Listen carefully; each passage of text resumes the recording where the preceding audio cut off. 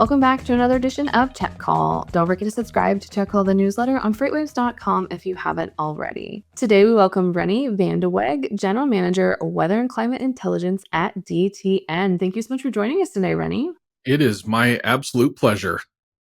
I'm excited for today because, and I know I say that at the beginning of every episode, that I'm just excited to talk about what we're talking about, but I am genuinely this time because this falls into something that is arguably not something that we think about in transportation and supply chain, and when we're trying to map out the perfect thing, um, we don't really consider the weather, because a lot of times we're like, "Oh, it's just rainy, no big deal."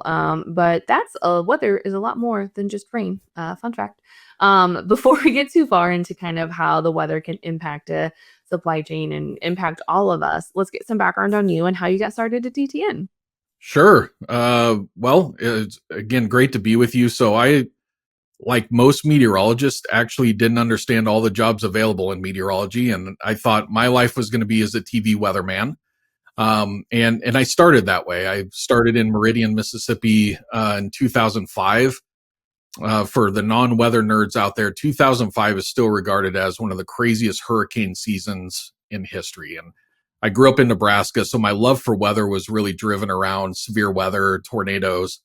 Next thing you knew, I was on TV, and a small little storm named Katrina came barreling down on us 1 month into my TV career. So I very quickly learned about sort of the impact of communication of weather risk. And Katrina was an unbelievable risk, not just in the coast. We think a lot about its impacts to New Orleans, which were crazy, but I mean, it impacted so far inland and displaced so many people. So I did TV for 2 years in Mississippi and Kansas City, and then I moved into teaching. So I was a professor of meteorology for 8 years. I actually trained people how to deliver weather on TV. And so really rewarding part of my career. I trained about 200 meteorologists that are all over the country doing weather. In fact, all over the world. We have some that have gone international, which is pretty cool. And then I realized that I kind of had this passion for weather risk and business, and transitioned into a career in private weather.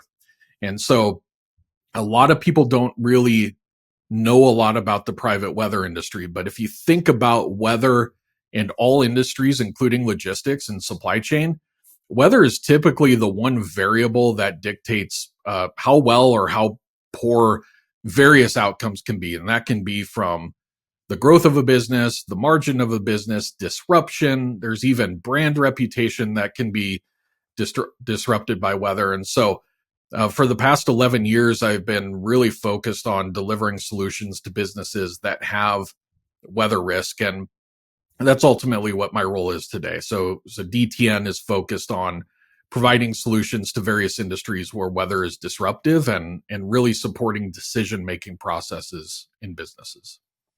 I did not know that private weather was even a thing in the world. I mean, but it makes complete sense because if you're trying to make decisions, plan for your business, plan things out, you can't really just like call up your local meteorologist of your of like your local TV station and be like, "Hey, can you tell me what's going to happen in a couple months, or what does hurricane season look like this year?" But that makes sense that there are those people that need those resources, and your local meteorologist is probably just a little busy to to just answer the phone. Absolutely. The use cases are really fascinating. I mean, most flights you're on, we are supporting with the turbulence data. So when you hear the captain say, "Oh, we're about to approach turbulence," we're actually sending notifications to the cockpit that that's going to occur. You could pick your favorite artist. If you're a Swiftie, for example, any concert you go to for Taylor Swift, we're providing coverage to that. All of the PGA Tour golf events, sporting events, NFL, and then of course into transportation. So there's so many industries that are impacted by weather, and we touch the vast majority of them. I feel like the groundskeepers of all PGA tours are very appreciative for your levels of rain and your predictions about severe storms, because I don't know people who care about moisture more than those greenskeepers. And it's really nuanced when you dive into these examples. Most people always think of safety as the reason for weather, and that is a huge aspect of what we do. But you can leverage weather information to believe it or not, control how fast a round of golf is played by professionals. And they have a goal to get, the peak players on the peak TV windows. And if you aren't taking care of the grounds well enough, right? The greens are too fast. The golf round can take too long and it extends into another day. So when you get down into the nuance of weather and its impact, it's really pretty amazing. So jumping back into that transportation side of things, because obviously we could sit here and talk about rounds of golf and the golf ball speed and how well a hydrated patch of grass is going to make a ball move and cut differently. We could get into that, but I don't know that everyone else would want to sit here and let us listen and talk about grass for a while.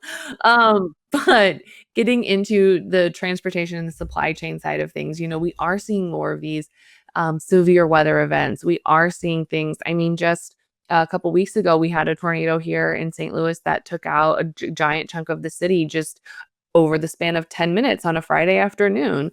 And you see these videos of semis getting blown over and all these other different levels of destruction that could happen to warehouses, factories, distribution centers, everything. Why are we seeing such kind of this rise in extreme weather? Has it always been there and we're just kind of more aware of it? Or is it something that is just happening? I think there's two distinguishing factors, and you kind of hit on both of them. The first one is certainly a change in climate. There's evidence of sort of more moisture and more heat in the atmosphere, and that tends to create more volatility. When you have volatility, so if the poles of the Earth are colder and the equator is warmer, the atmosphere is always trying to get in balance, and that balance is created by wind and change in pressure. And without getting into too much meteorology, that creates more storms. But the evidence is there. We're seeing more examples of hurricanes rapidly intensifying. Right now, as of today, we're at about 136% of normal for tornado reports in 2025. So, every marker you look at, there are more examples of extreme weather, more intense storms. So maybe not even more storms, but the ones that are occurring are even more intense. So that's kind of the first factor. The second one is, we're a growing population, and we put more resources out on land. People are spreading out further from city centers. When you put more buildings, more assets, more roads, more trucks in the way, naturally they're probably going to get hit a little bit more. I think the third thing too is we're documenting everything that occurs in life. I always joke, I'm glad that didn't occur when I was in college. But the truth is, we all have a cell phone with us. We all have cameras and pictures, and everybody is documenting when these storms occurred. I do believe in the past there were more tornadoes than reported that nobody ever either reported, witnessed, or didn't have a means to transport. Now, if a tornado occurs, it's on social media instantly.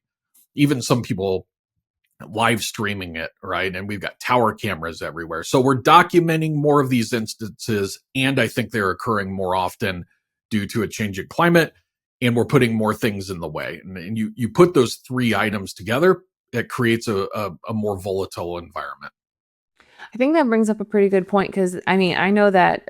So I've lived in the Midwest my entire life. I have grown up with tornadoes. I have, your girl's gotten really good at packing a little basket to take to the basement to keep down there during tornado season. And, this past year, I think even our local meteorologist said that we had crossed into like 120 tornadoes in the entire region.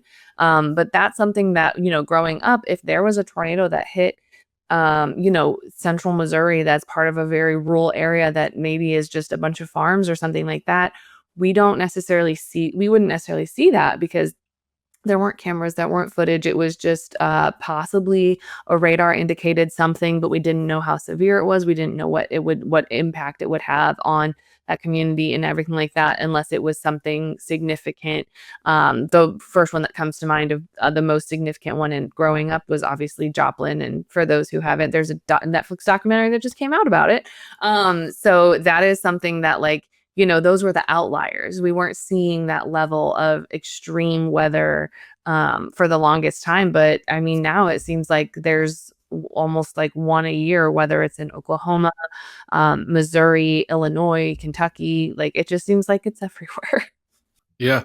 You brought up a good point. The technology has improved a lot too for detection. So through remote sensing, we had a major upgrade to our radar network about 15 to 20 years ago that allows us to see multiple polarized angles of a storm. And without going too nerdy in the science, basically you can measure debris and the different shapes and sizes of whatever radar is hitting. And so I can tell the difference between a raindrop, a hailstone, and say a tree or a 2x4 or whatever is flying in the sky.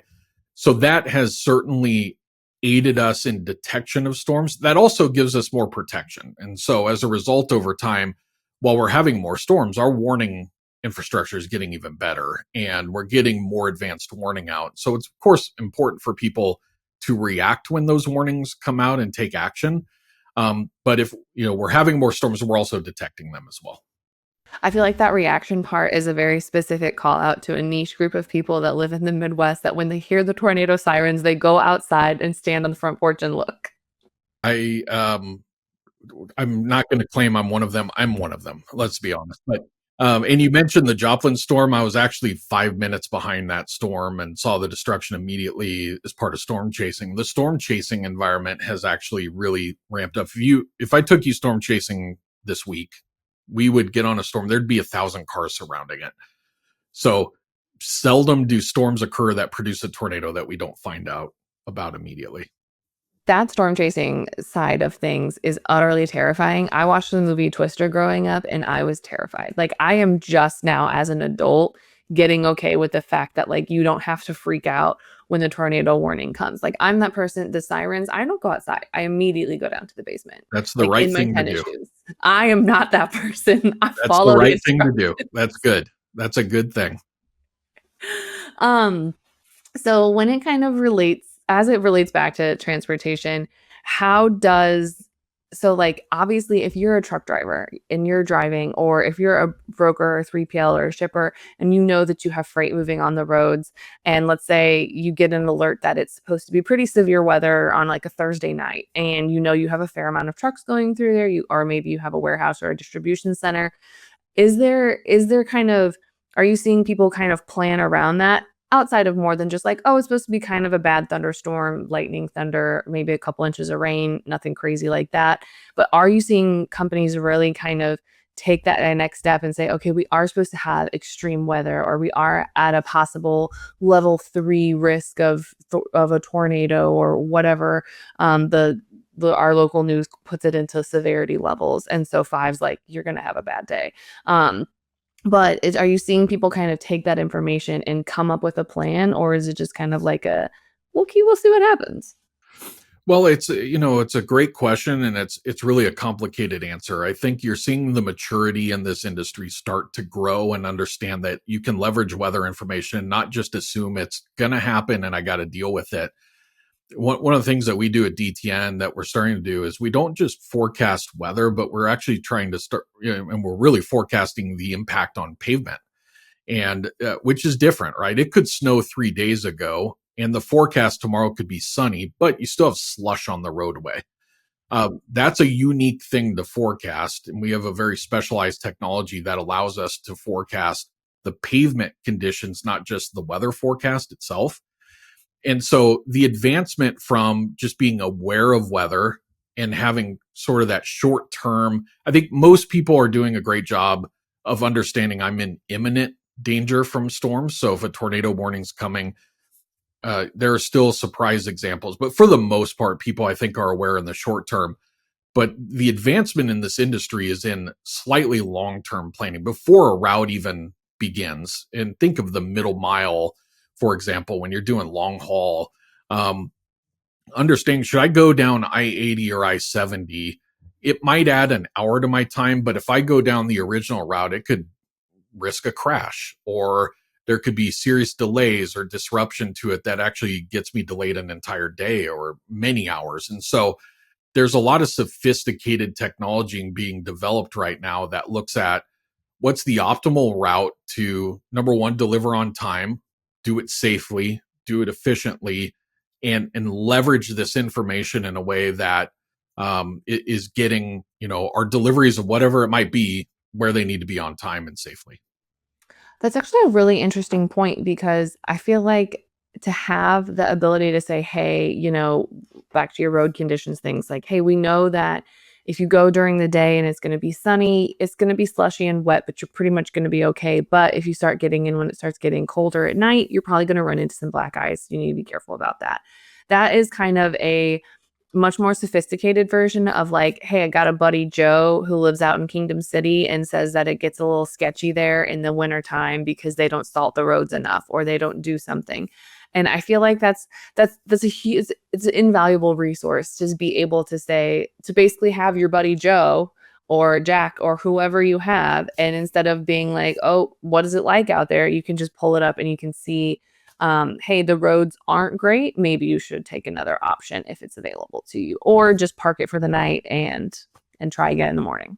It's really interesting.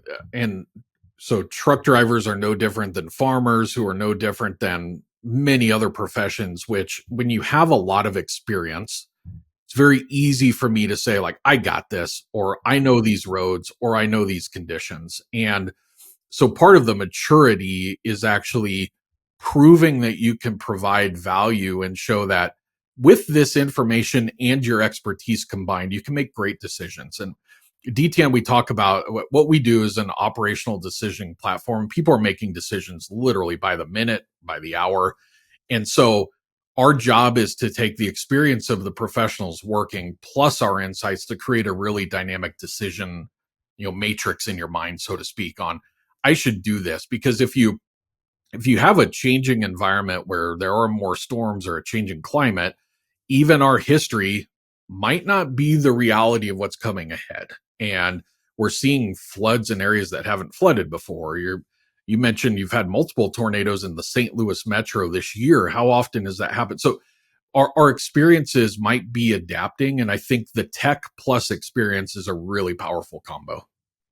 I absolutely love that tech plus experience and like new things that are happening because a great example I have is there's a huge logistics hub that was built out kind of about it's in like kind of on the outskirts of St. Louis, and it's a huge logistics hub. They built it in floodplain, and I was like, that's a really dumb idea because that thing will flood up to the highway every year.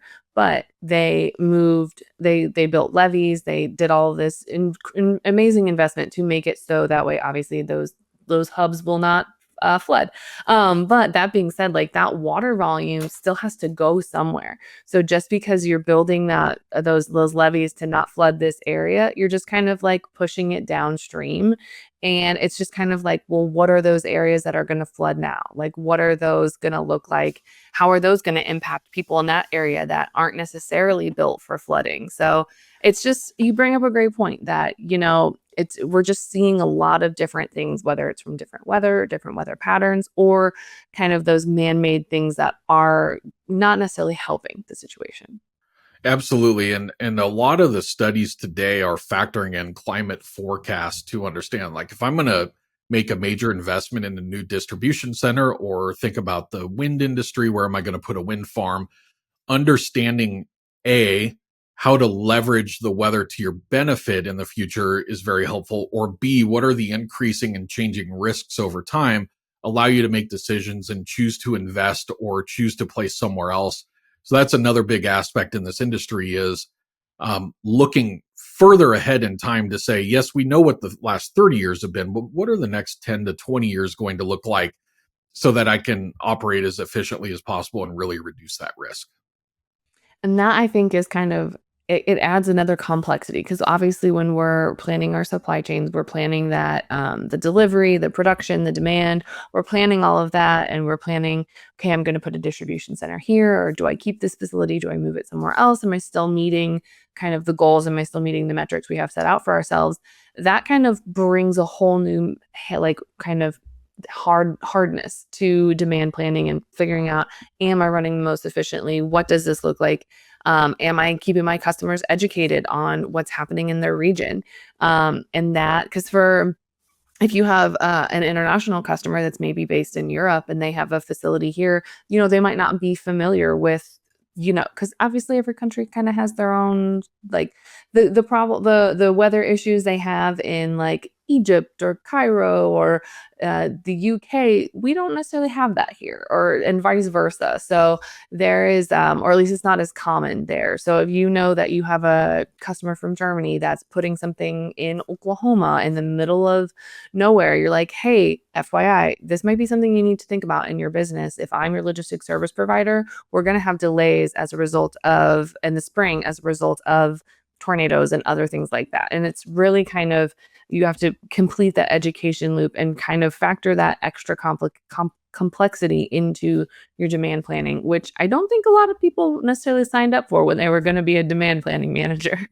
That's right. Well, and it's a service we provide is we call it weather action planning, but it's sort of we have a global perspective of weather, but a very hyper local focus. And you're exactly right. The issues even inside the United States are dramatically different.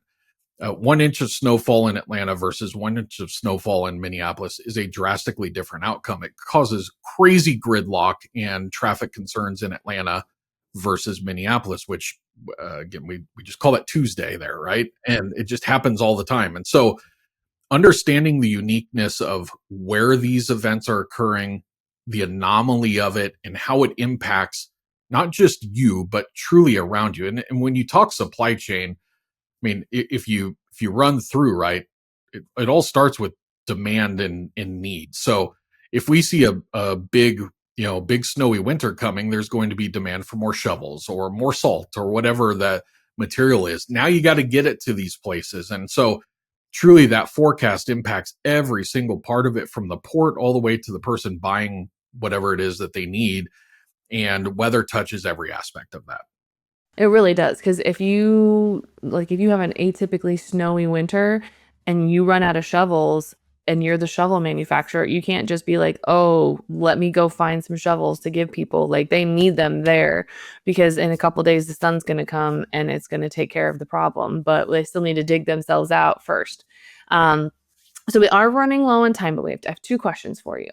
Um, what is your best prediction ever? Whether it's kind of like a win that you had that you were consulting on and said, "Hey, this is something you guys need to come like think of," or back in your local meteorology days, what's your favorite call?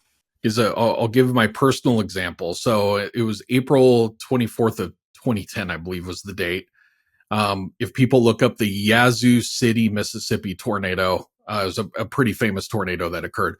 I lived in West Point, Mississippi, was pretty freshly newly married, so we were renting a home. And as I looked at the forecast, I thought we were in serious, serious trouble. And so my wife was out of town, and I texted her and said, I just wanted to let you know, like, I upped our renter's insurance. Okay. And she was like, what do you mean you upped your renters? And I said, I legitimately think we might get hit. Just everything I'm seeing is not good for us. So, okay, well, that's kind of scary. So tornado forms in Northeast Louisiana, stays on the ground for 150 miles, including hitting Yazoo City as an F4 tornado.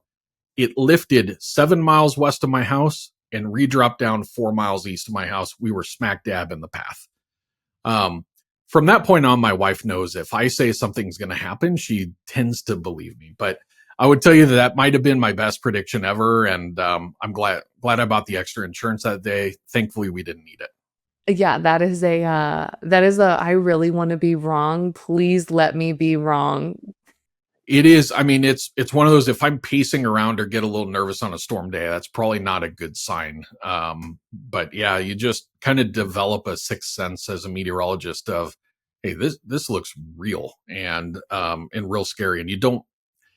And I found when you own a home, you get even more. I used to. I don't want to say I cheered on storms, but of course I have a passion for it, and so you get excited about extreme weather. And in some regards, you don't want it to impact anybody, but when you own a home or you have property or whatever, family, whatever it is, it makes it real. And you sort of have the perspective of others that find it to be very scary as opposed to just this cool thing that I studied.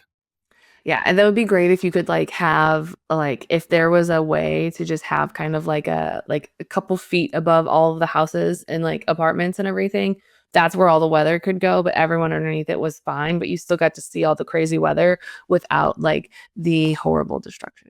Absolutely. So, but sadly, that's not a thing yet. Maybe. I don't know. Maybe in the future. Maybe the Jetsons are going to get that. You never know. You never know. All right. So Rennie, this is the question that we've been asking people who've been coming on the show lately. And you're not going to get out of this one either. If you could build a house out of any type of food, what would it be? Okay. It's a great question. And I'm going to choose Brussels sprouts. And the reason is I don't want to eat my house. I I I like my house. I don't want to be tempted to eat it, right? And so I've tried Brussels sprouts. A lot of people love them. There will be some people that give me some hate mail as a result of this answer, but I can't do it. And so if I had to build it, here's a Brussels sprout, and it'll stay there. It won't be me that chews into it. I like that because you do want that structural integrity, right? If you eat your That's house, right. then it's going to fall apart and you're That's not a going to have a problem. house anymore. Yep. I like that approach. I like that approach. That would be a pineapple house for me because I know people like it, but it's just not for me. You There you know, go. Right. not for me. All right, Rennie. If anyone has questions, or if they're like, "Hey, we want to get on this weather situation," or "I've got the best Brussels sprout recipe," Rennie, you just wait and try it. Where can they find you outside the show? Number one, it better have a little maple and bacon. That'll get me to at least try it.